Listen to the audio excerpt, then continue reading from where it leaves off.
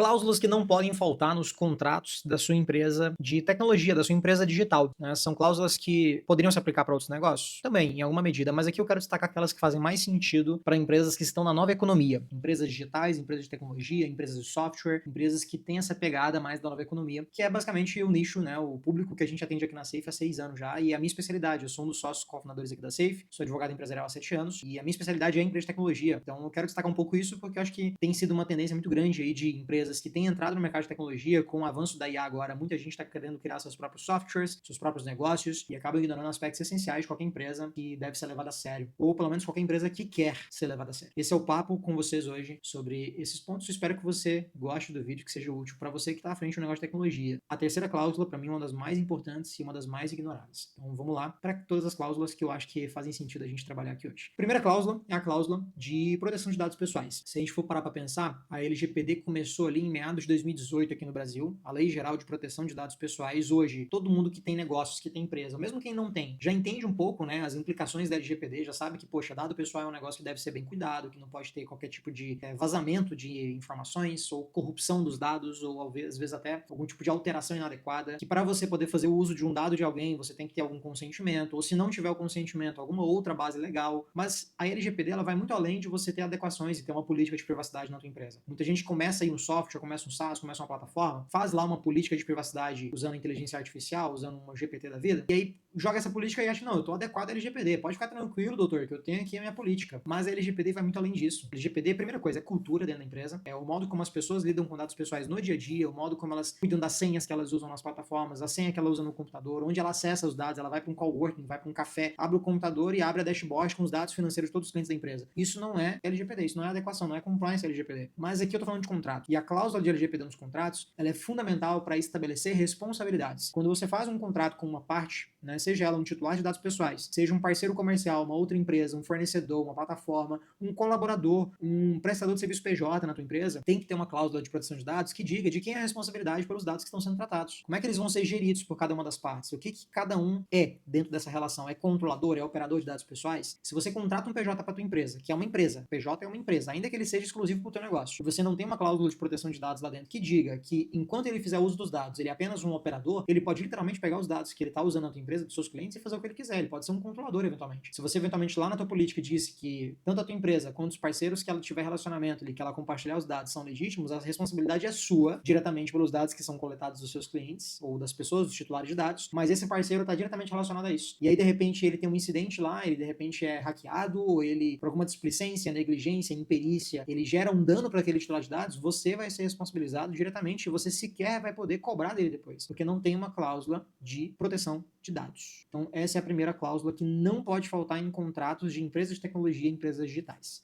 A segunda cláusula, cláusula de não solicitação e não concorrência. Essa cláusula eu já falei em vídeos aqui do nosso canal, inclusive. Muito comum em acordos societários, ela é muito comum em contratos de investimento, mas ela também deve estar presente nos contratos que você tem com clientes e que tem com colaboradores, com pessoas da tua empresa, com parceiros comerciais. Eu já tive casos aqui, por exemplo, de fornecedores que eram grandes, fizeram negócio com empresas menores, e aí essa empresa menor, ela não tinha lá uma cláusula de não aliciamento, que é a cláusula que impede a outra parte de buscar clientes da tua empresa, né, diretamente. E aí, de alguma forma, pelo contato que fizeram, ou por má fé, né, assim, é difícil dizer se foi má fé ou não, né, mas de alguma forma os clientes dessa empresa menor, que estava fazendo negócio com a empresa maior, começaram a contratar a empresa maior diretamente. E essa empresa maior não falou nada, deixou acontecer, chegou ao ponto que não estava fazendo mais nem sentido. E aí, quando essa empresa pequena descobriu o que estava acontecendo, ela não tinha o que fazer. Por quê? Porque não tinha uma cláusula de não aliciamento, uma cláusula que impeça ou proíba ou vede que aquele fornecedor que você está contratando alicie, ele faça contratos diretamente com o seu cliente, porque eventualmente você pode perder parte da sua base para um fornecedor porque não tem essa cláusula de não aliciamento. A cláusula de não concorrência é muito parecida, né? Mas ela não é diretamente relacionada ao cliente final em si, a pegar um cliente para si. Ela está relacionada ao exercício de uma atividade econômica que concorre com a sua. Muitas vezes aquele fornecedor, aquele parceiro comercial, ele faz negócio com você, ele entende a tua operação e muitas vezes para ele é até mais fácil, ele tem mais capital disponível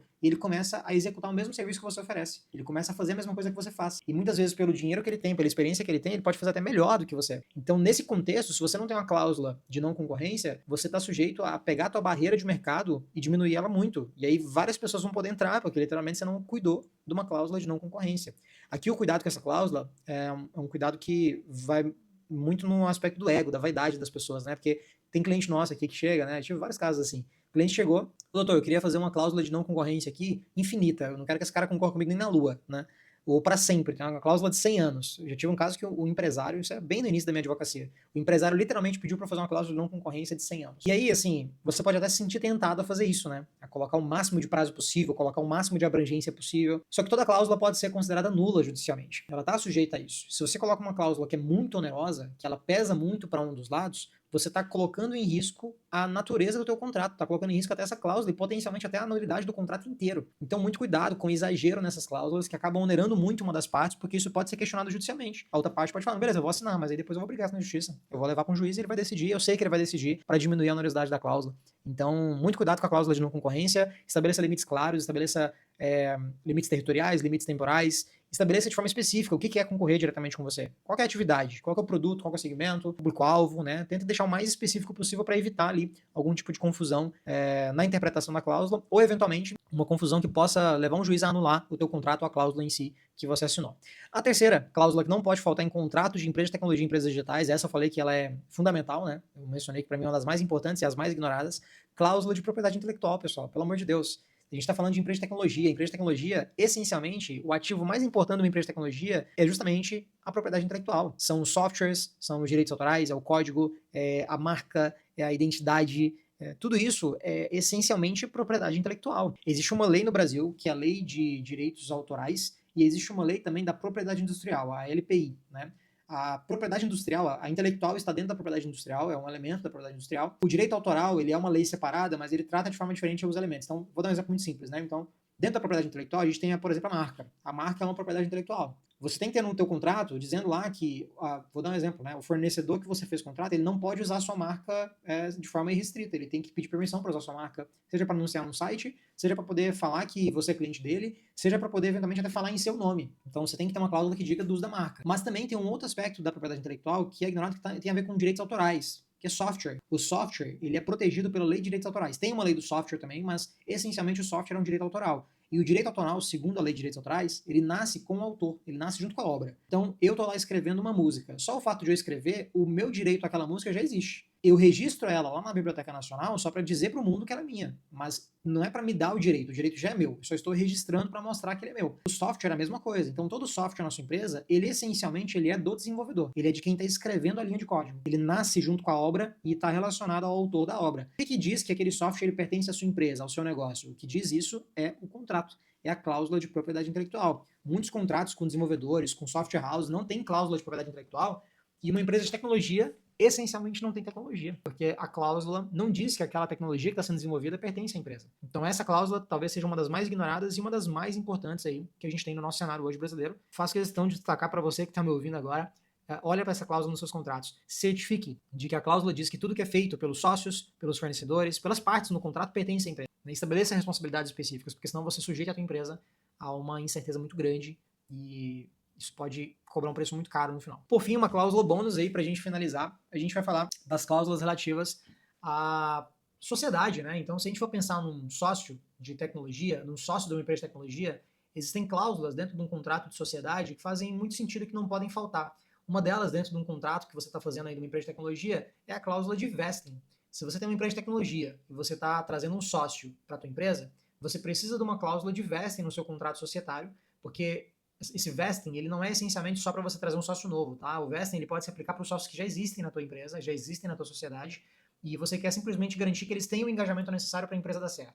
Então, empresa de tecnologia, por que isso é tão importante? Por que eu estou falando isso para empresa de tecnologia em específico, empresa digital? Porque são empresas que, por sua própria natureza, a participação societária é um ativo. Ela que representa no futuro o potencial de liquidez que você tem de colocar dinheiro no bolso, literalmente. Então, quanto mais você mancha, suja o seu cap table, suja a participação societária, pior fica para você.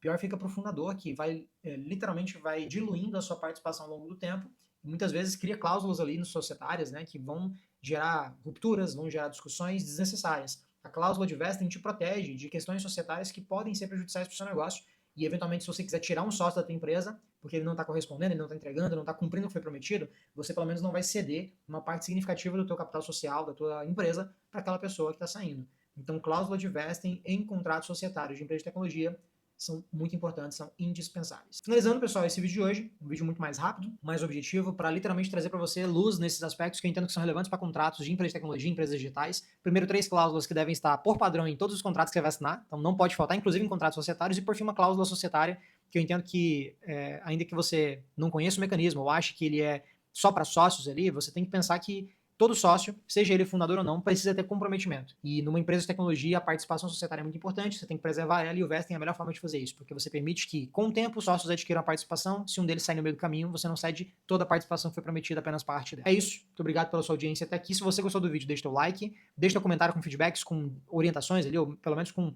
indicações de temas que você gostaria de ouvir aqui no nosso perfil, no nosso canal do YouTube. Se inscreve no nosso canal, curta esse vídeo para chegar a mais pessoas, e eu te vejo no nosso próximo vídeo aqui no canal da Safe. Até lá!